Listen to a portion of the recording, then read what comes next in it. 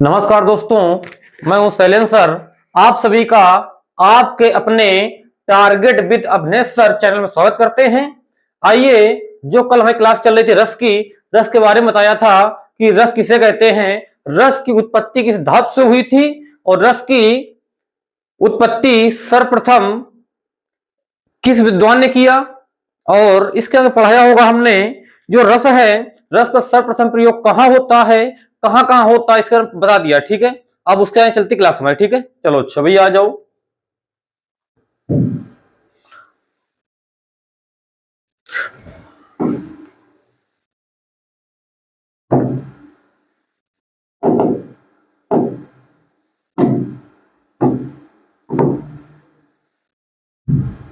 देखो बेटा, आज हम बात करेंगे, थोड़ा बात कर लेते हैं जो हम कल पढ़ाया क्या क्या था, उसको हम देख लेते जल्दी से थोड़ा हम लोग एक बार, कि जो हमारा रस है, रस की परिभाषा क्या थी कि काव्य की जिस पंक्ति को पढ़ने से या सुनने से या किसी नाटक को देखने से जो हमारे हृदय में आनंद की अनुभूति होती है, उससे बेटा हम लोग क्या कहते हैं, रस कहते हैं। ठीक है, अच्छा, हमारा पहला पॉइंट था। अगला पॉइंट हमारा यह था, जो रस है, रस की उत्पत्ति किस धातु से होती है। बेटा बताया होगा हमने, जो धातु है श्री धातु से रस की उत्पत्ति मानी जाती है, कल बता दिया था। ठीक है, जो श्री बेटा है, श्री का अर्थ होता है बहते जाना। क्या अर्थ होता है बेटा? बहते जाना। क्लियर है ना? चलो अच्छा बेटा, इसके अगले आगे पॉइंट बताया होगा कि जो रस है, रस काव्य का कैसा पक्ष है बेटा? आंतरिक पक्ष है। बाहरी पक्ष क्या है काव्य का? हमारा अलंकार है। क्लियर है भैया? चलो अच्छा, अब बेटा थोड़ा हम आगे बढ़ेंगे। अगला क्वेश्चन हमारा था कि जो रस है, जो रस है, रस की उत्पत्ति, जो मम्मट जी हमारे विद्वान थे, संस्कृत भाषा विद्वान आए थे मम्मट जी। ठीक है, जो मम्मट जी है संस्कृत भाषा विद्वान है,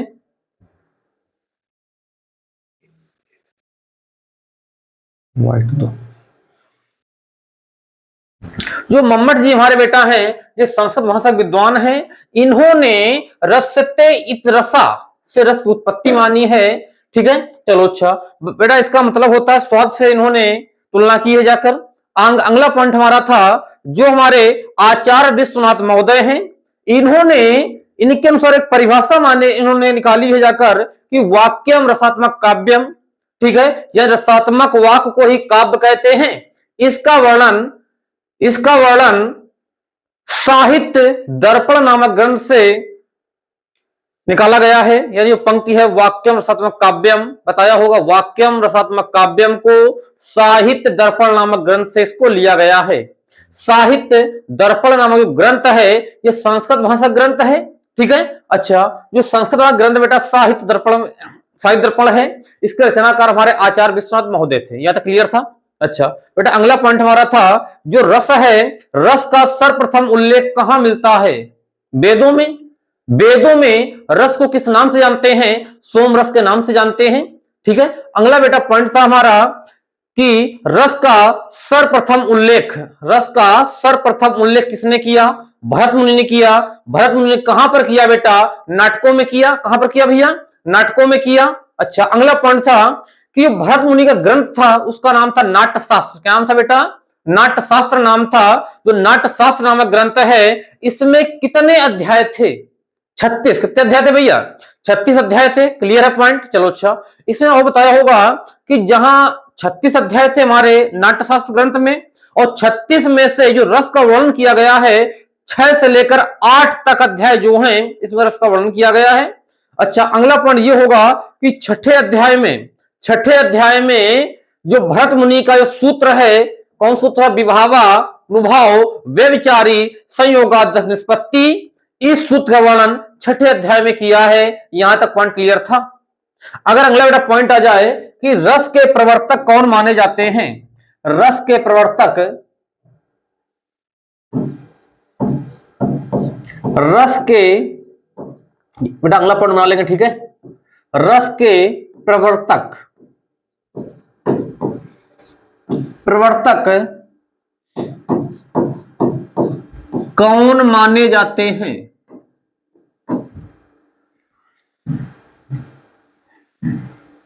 कौन माने जाते हैं बेटा? तुम्हारा इसका प्रश्न क्या, ये प्रश्न है कि रस के प्रवर्तक कौन है भैया? भरत मुनि।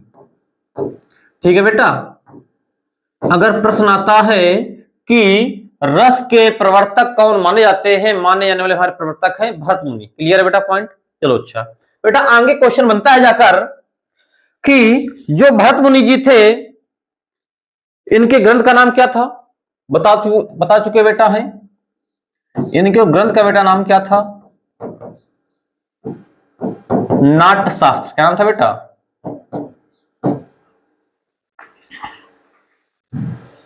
नाट्यशास्त्र में बेटा इन्होंने क्या किया है? नाट्यशास्त्र।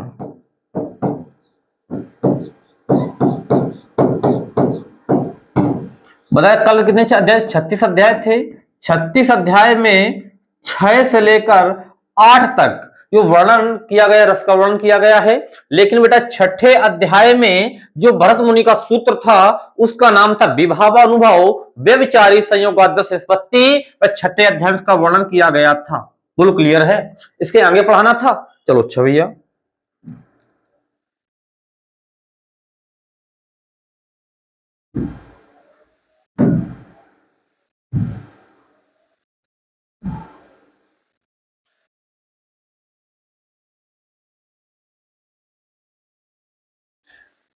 बेटा कल हमने ये बताया होगा जो भरत मुनि का सूत्र है, सूत्र का नाम है विभावा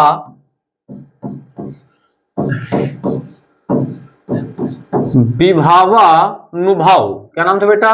विभावानुभाव व्यभिचारी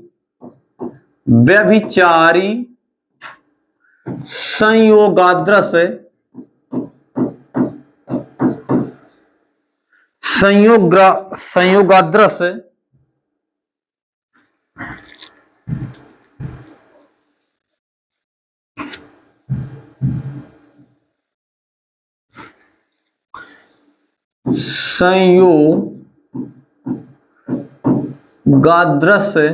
संयोगाद्रस निष्पत्ति ही। बेटा इस सूत्र को तुम्हें बिल्कुल भी नहीं भूलना है। ठीक है, क्या है? विभावानुभव व्यभिचारी संयोगाद्रस निष्पत्ति ही। ठीक है बेटा, कल मैंने इसका तुम्हें अर्थ भी बताया होगा। बेटा इसका अर्थ होता है विभाव। इसका बेटा अर्थ हमारा क्या होता है? इसका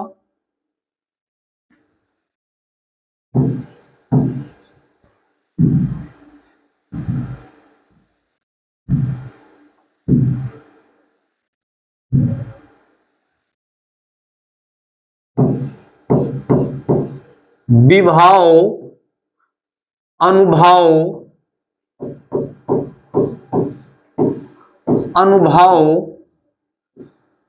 और संचारी भाव। बेटा जो व्यभिचारी है, व्यभिचारी का अर्थ होता है संचारी भाव। संचारी भाव के संयोग से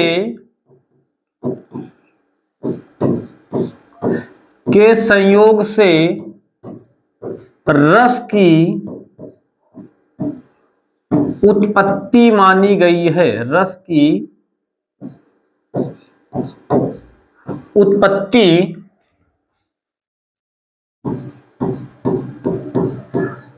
मानी गई है।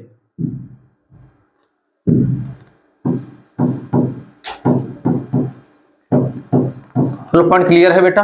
चलो अच्छा बेटा, अगला पॉइंट हमारे इसमें है कि जो भरत मुनि का सूत्र है विभावानुभव व्यभिचारी संयोगाद्रस निष्पत्ति ही, इस सूत्र में भरत मुनि जी ने, बेटा इसमें अगला पॉइंट हमारा रहेगा, प्रश्न करेगा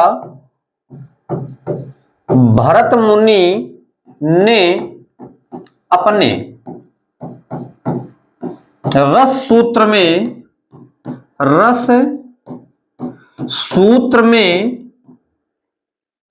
स्थायी भाव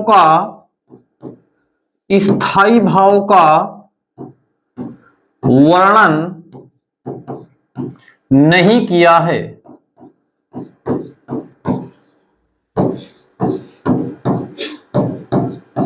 बोलो पॉइंट क्लियर है बेटा। जो भरत मुनि जी हैं, भरत मुनि ने अपने रस सूत्र में स्थायी भाव का वर्णन नहीं किया है। या तो क्लियर था। और बेटा यहां पर भी एक पॉइंट हम बता चुके हैं, अगर प्रश्न हमारा बनता है कि रस के प्रवर्तक कौन माने जाते हैं बेटा, रस के, ये नोट कर लेना वहीं पर, रस के प्रवर्तक, एक कल पॉइंट छूट गया था, रस के प्रवर्तक बेटा कौन माने जाते हैं हमारे, भरत मुनि जी। कौन बेटा, बोलो पॉइंट क्लियर है। यहां तक पॉइंट क्लियर होगा, ठीक है, जल्दी से नोट करो बेटा, बढ़ते हम लोग आगे, ठीक है।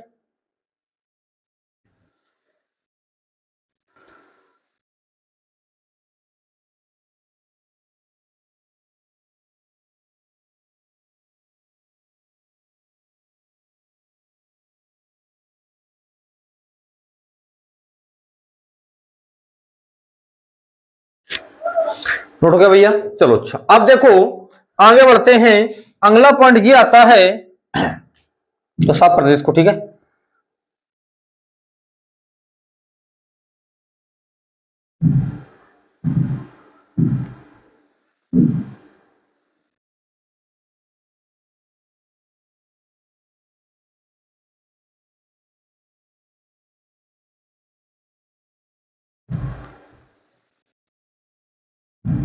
बेटा अगला प्रश्न हमारा ये रहेगा, अगला पॉइंट डाल लिखेंगे, ठीक है।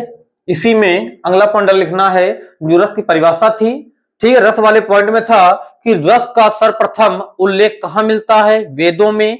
अगला पॉइंट था कि जो रस है, रस का सर्वप्रथम उल्लेख किसने किया, भरत मुनि ने किया था। दो पॉइंट हो गए। तीसरा बेटा पॉइंट हमारा है कि रस का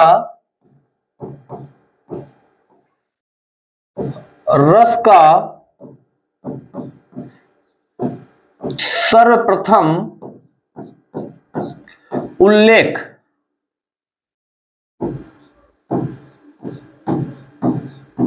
रस का सर्वप्रथम उल्लेख तैत्तिरीय उपनिषद में कहां बेटा मिलता है, तैत्तिरीय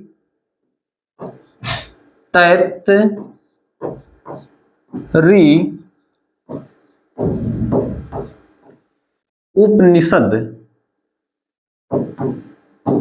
तैत्तिरीय उपनिषद में किया गया है। रस का सर्वप्रथम उल्लेख तैत्तिरीय उपनिषद में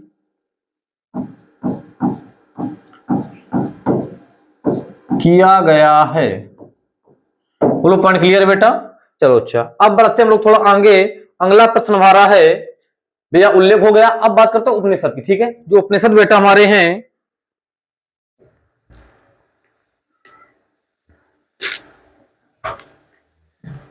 ले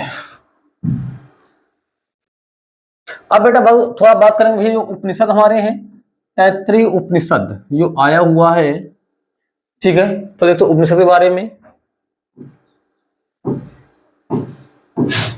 बेटा, उपनिषद से हमारा क्वेश्चन बनता है, डाले नोट पॉइंट, ठीक है।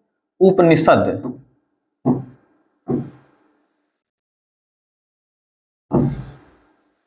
इसको डाल लेना एक नोट पॉइंट में, विशेष में डाल लेना है, ठीक है। प्रश्न क्या बनता है उपनिषद से कि उपनिषद की संख्या बताओ। पहला प्रश्न रहेगा उपनिषद की संख्या बताओ, कितनी बेटा है हमारी, 108। कितनी संख्या है, 108 संख्या है बेटा। अगला पॉइंट करेगा, जो उपनिषद हैं ये शंकराचार्य के अनुसार, शंकराचार्य के अनुसार जो उपनिषद बेटा है, शंकराचार्य के अनुसार प्रमाणिक उपनिषद, प्रमाणिक उपनिषद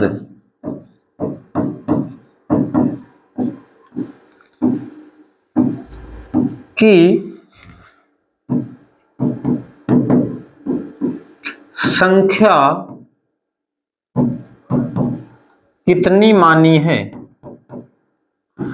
तो बताना है बेटा हमें 10। कितने प्रमाणिक उपनिषद बेटा हमारे हैं, 10। किसके अनुसार, शंकराचार्य के अनुसार। लेकिन बेटा कहीं कहीं 12 मिलता है, ठीक है। लेकिन प्रश्न करेगा शंकराचार्य के अनुसार प्रमाणिक उपनिषद की संख्या कितनी है, बताना है 10, ठीक है। 10 हमारे हैं कौन कौन सी है, देख लो बेटा। पहले वाला बेटा हमारा है ईश, क्या बेटा नाम इसका है, पहला बेटा हमारा है ईस, ईसकेन। बेटा अगला हमारा है कट, अगला बेटा क्या हमारा है, ईसकेन कट,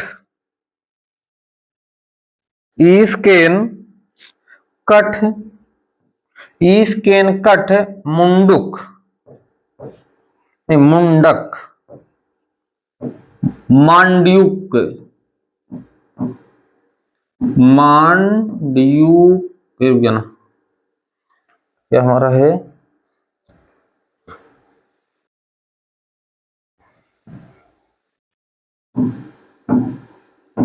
मांड्यूक। ठीक है, अगला बेटा हमारा है ईसकेन कट, 4 5। ठीक है बेटा, मांड्यूक हो गया बेटा, प्रश्न हो गया, क्या हो गया, एक प्रश्न। बेटा यहीं पर एक हो गया ऐत्रे, बेटा एक हो गया हमारा तैत्री, तैत्री। ठीक है, 4 4 8। ठीक है, तैत्री हो गया बेटा। एक हमारा हो गया छांदयोग, क्या हो गया बेटा, छांदयोग।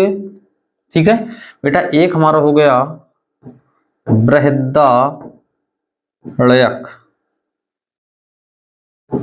बृहदारण्यक। बोलो क्लियर है बेटा, यानी एक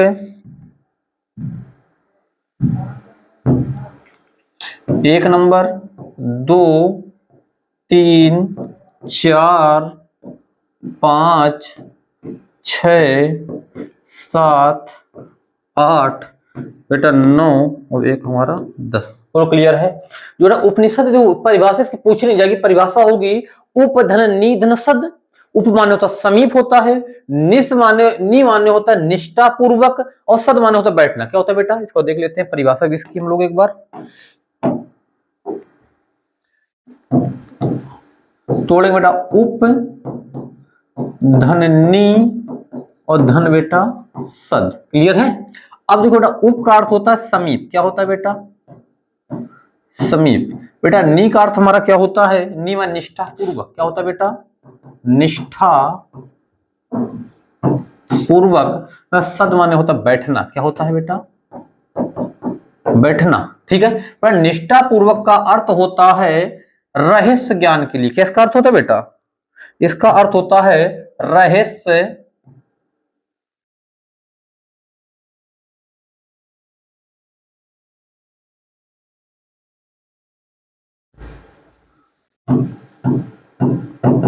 रहस्य ज्ञान के लिए। ठीक है, क्या अर्थ हो रहा है इसका, रहस्य ज्ञान के लिए अपने गुरु के समीप बैठना, या गुरु के समीप रहस्य ज्ञान के लिए बेटा बैठना हमारा क्या कहलाता है, उपनिषद कहलाता है। ठीक है, तो प्रश्न आता है संख्या कितनी होती है इसकी, 108 होती है। कितनी संख्या होती है बेटा, 108 होती है। अच्छा बेटा, अगला पॉइंट है शंकराचार्य के अनुसार प्रमाणिक उपनिषद संख्या कितनी मानी गई बेटा, 10 मानी गई है। 10 हमारे कौन कौन से हैं, पहला वाला बेटा हमारा है ईश केन कठ मुंडक मांड्यूक प्रश्न ऐत्रेय तैत्री छांदोग और बृहदारण्यक। क्लियर है बेटा, आगे बढ़ा जाए बेटा। अगला पॉइंट अब है, इतना नोट हो गया, ये नोट करो भाई जल्दी से, जल्दी नोट करो।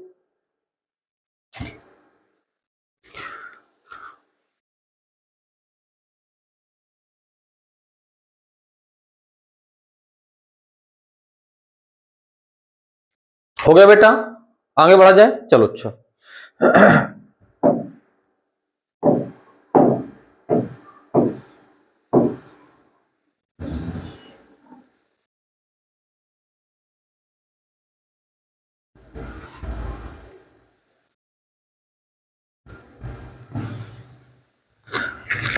चलो बेटा, अब बात करेंगे हम लोग कि रस काव्य की आत्मा है। बेटा अगला पॉइंट में लिखना है रस काव्य की आत्मा है। रस काव्य की आत्मा है, ये कथन किसका है?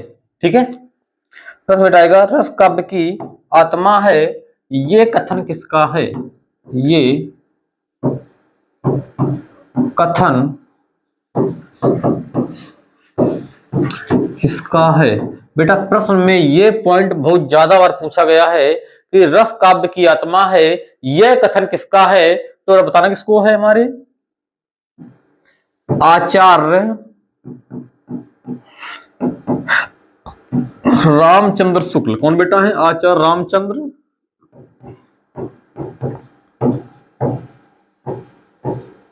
शुक्ल का कथन है। ठीक है बेटा, कि रस काव्य की आत्मा है, यह कथन किसका है? आचार्य रामचंद्र शुक्ल का है। क्लियर है? अच्छा बेटा, रस को काव्य की आत्मा या प्राणत्व भी कहा जाता है। ठीक है, यह पॉइंट नोट कर लेना, बोले दे रहा हूं सब लोग अपनी कॉपी में कि रस काव्य की आत्मा है, नहीं, रस काव्य की आत्मा या प्राणत्व कहा जाता है। रस काव्य की आत्मा या रस को काव्य की आत्मा या प्राणत्व कहा जाता है। बोलो पॉइंट क्लियर है बेटा? चलो अच्छा, अब बेटा थोड़ा बढ़ेंगे हम लोग आगे। ठीक है, और भैया सभी लोग जितने लोग वीडियो देख रहे हो सभी लोग लाइक कर दे, सब्सक्राइब कर दे और शेयर कर दे। ठीक है, चलो भैया आगे बढ़ा जाए।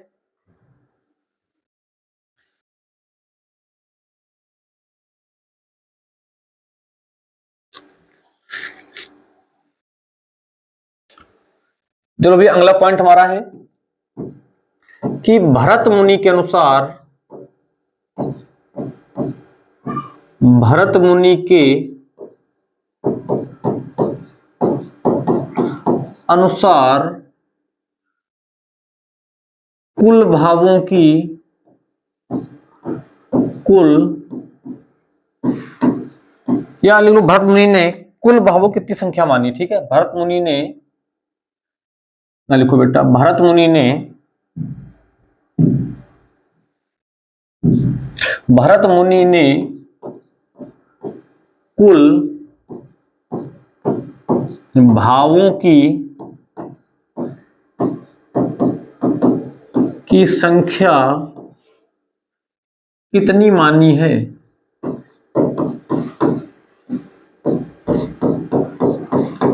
कितनी मानी है? ठीक है भैया, जो भरत मुनि जी हैं, भरत मुनि भरत मुनि ने कुल भावों की संख्या कितनी मानी है? मैंने यहां तक कल पढ़ाया था। ठीक है बेटा, यहां पर हमारा बेटा पॉइंट क्या रहेगा हमारा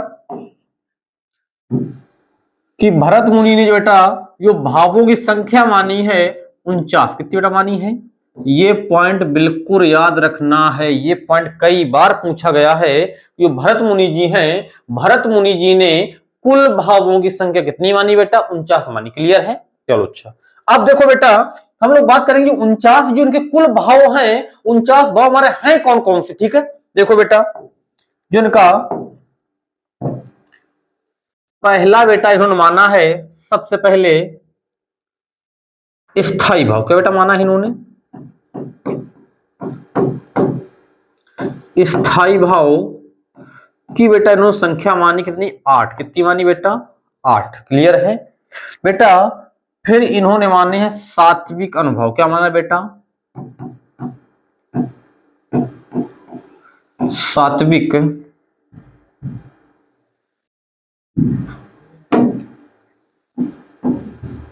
सात्विक अनुभव की बेटा संख्या मानी कितनी? 8। कितनी मानी है? 8। क्लियर है? 8 माने स्थायी भाव, 8 माने सात्विक अनुभव। और बेटा इन्होंने जो हमने व्यभिचारी बताया था बेटा, व्यभिचारी का दूसरा नाम होता है, क्या होता है बेटा? संचारी भाव। संचारी भाव की संख्या बेटा इन्होंने जो मानी 49। कितनी मानी है? नहीं 33। कितनी बेटा मानी है इन्होंने? 33। ठीक है भैया, चलो अच्छा, आज जोड़ो 49 हो गए होंगे, 8 8 16 और 16 33 बेटा हमारे 49 हो जाएंगे। क्लियर है?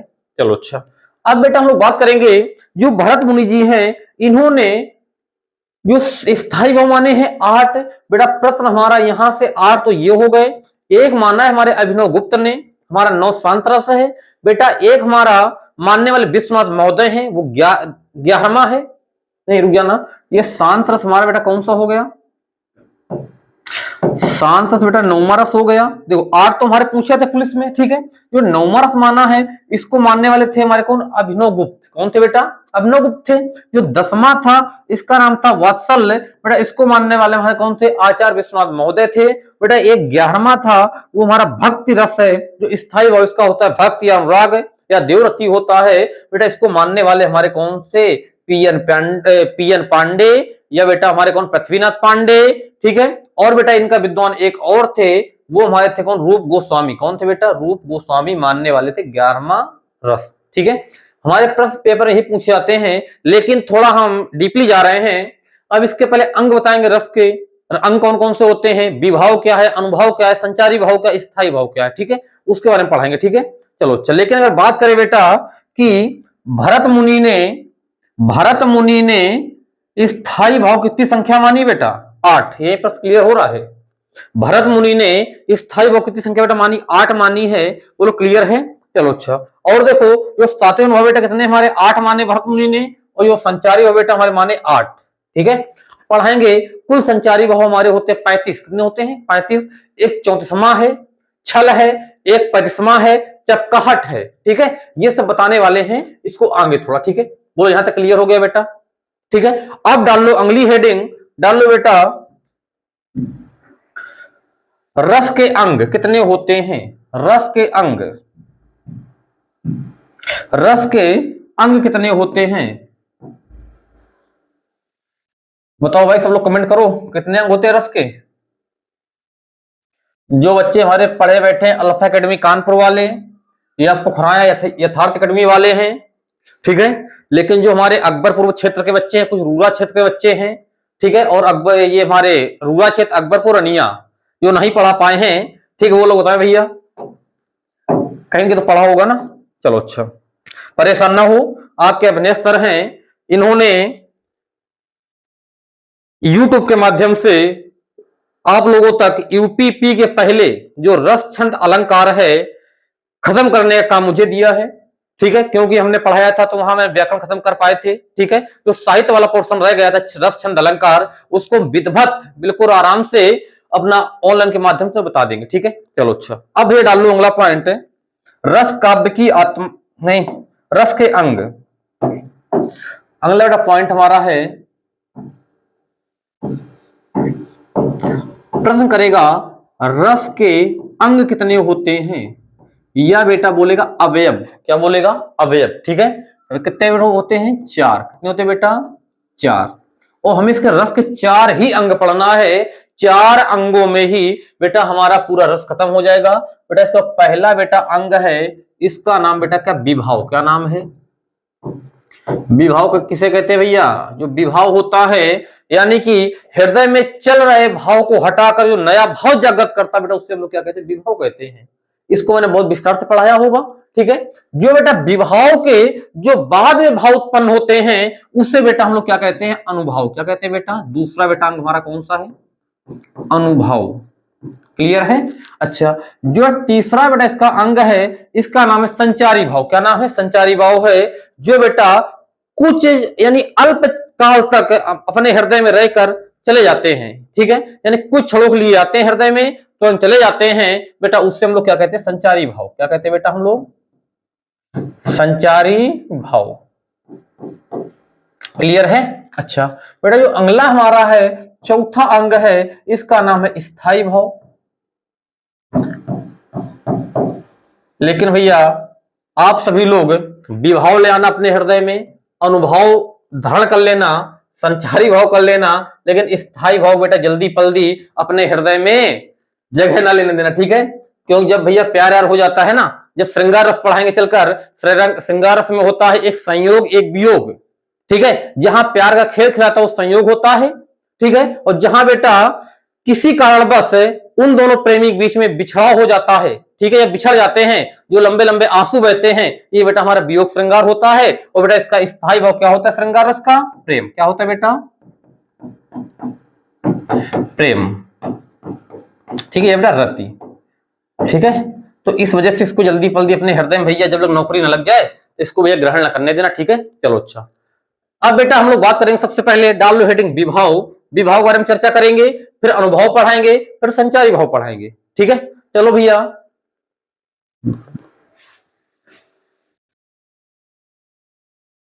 हो गया।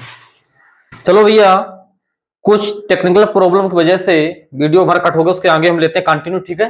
चलो अच्छा बेटा, हम लोग बात कर रहे थे जो हमारा विभाव है, क्या है बेटा, विभाव।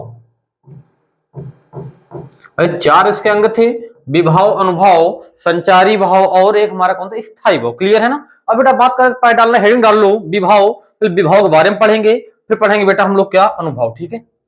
थोड़ा शॉर्ट कर लेके चलेंगे बेटा इसको, ठीक है। बेटा विभाव है, बेटा विभाव को हम 2 भागों में बांटते हैं। कौन कौन से 2 बेटा भाग है बेटा, पहला वाला बेटा इसका आलंबन विभाव, क्या है, आलंबन विभाव। दूसरा बेटा हमारा कौन सा, उद्दीपन विभाव, क्या है बेटा, उद्दीपन विभाव। क्लियर है ना। चलो अच्छा, जो आलंबन विभाव हमारा है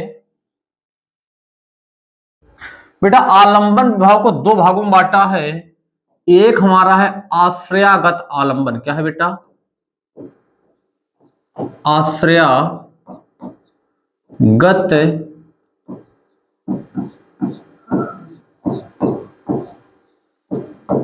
आलंबन विभाव, क्या बेटा है, आश्रयागत आलंबन विभाव पूरा नाम है। दूसरा बेटा भाग है, इसका नाम है विषयागत आलंबन विभाव। क्या नाम बेटा है,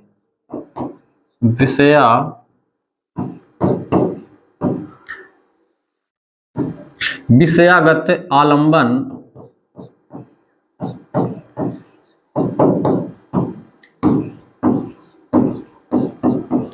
आलंबन विभाव। क्लियर बेटा। चलो अच्छा, अब देखो जो हमारा विभाव है, विभाव किसे कहते हैं, आलंबन विभाव किसे कहते हैं, और उद्दीपन विभाव किसे कहते हैं, ठीक है। इसकी बेटा परिभाषा हम यहीं पर तो क्लियर करवा रहे हैं। बेटा जो विभाव है, विभाव कहते हैं हृदय में चल रहे भाव को हटाकर जो नया भाव जागृत होता है उसे बेटा हम क्या कहते हैं, विभाव।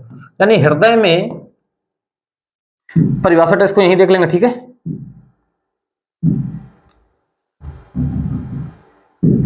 परिभाषा बेटा इसकी क्या होगी, हृदय में चल रहे भाव को हटाकर नया भाव, हृदय में चल रहे भाव को हटाकर नया भाव बेटा जगे, नया भाव जगे, उसे बेटा हम लोग क्या कहते हैं, विभाव कहते हैं। यानी हृदय में चल रहे भाव को हटाकर जो नया भाव जगे उसे विभाव कहते हैं। क्लियर है। अच्छा, अब बेटा बात करता है कि आलंबन किसे कहते हैं। बेटा आलंबन विभाव हमारा क्या है, बेटा आलंबन विभाव कि हृदय में जिसके लिए भाव जागृत हो, नहीं ये एक दूसरे देखना, क्या होता है बेटा, एक दूसरे को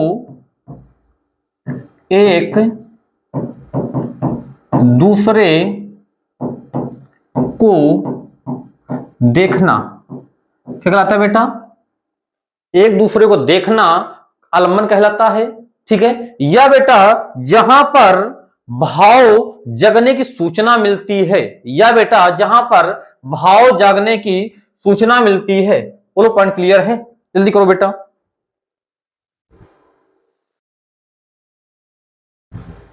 ठीक है भैया, क्या है विभाव कि हृदय में चल रहे भाव को हटाकर नया भाव जागृत होता है, नया भाव जगता है, उससे बेटा हम लोग क्या कहते, विभाव कहते हैं।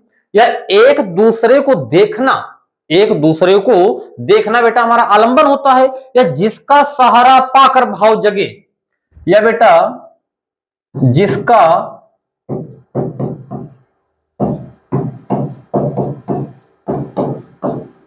सहारा पाकर भाव जगे, या बेटा भाव ग्रहण, हाँ भाव जगे, क्लियर है ना, जिसका सहारा पाकर भाव जगे उससे बेटा हम लोग क्या कहते हैं, आलंबन कहते हैं, क्लियर है ना, इसकी परिभाषा हो गई। या एक दूसरे को देखना बेटा हमारा आलंबन विभाव कहलाता है, ठीक है, जहां पर बेटा जिसका सहारा पाकर जो बेटा भाव हमारे जागृत होते हैं उससे बेटा आलंबन कहते हैं, क्लियर है। अच्छा, अब जो विभाव की उद्दीपन बेटा क्या है कि हृदय में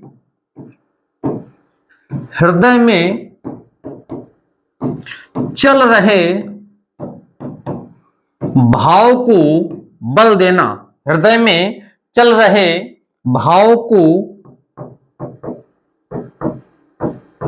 बल देना बेटा हमारा क्या कहलाता है, उद्दीपन विभाव, ठीक है। उद्दीपन मतलब होता है तीव्र, ठीक है, यानी हृदय में चल रहे भाव को बेटा क्या हमारा, हृदय में चल रहे भाव को बल देना ही हमारा उद्दीपन कहलाता है, क्लियर है। अच्छा, अब देखो बेटा आश्रयागत क्या होता है, जब यहां पर आलंबन क्या, एक दूसरे को देखना, ठीक है, जिसका सहारा पाकर स्थायी भाव जगे वो हमारा क्या होता है, आलंबन होता है। अच्छा, अब जो आश्रयागत आलंबन है, आश्रयागत उसे कहते हैं जिसके हृदय में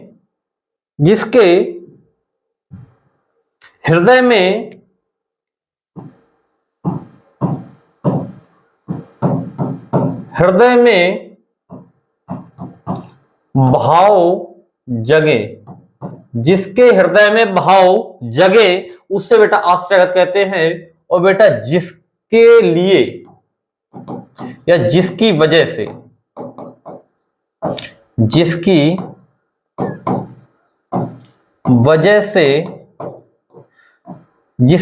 से भाव जगे उसे बेटा हम लोग क्या कहते हैं, विषयागत आलंबन विभाव कहते हैं। बोलो पॉइंट क्लियर है, जल्दी सभी लोग इसको नोट करें, जल्दी से करें भैया, 2 मिनट के लिए हम साइड होते हैं, जल्दी नोट करो भैया।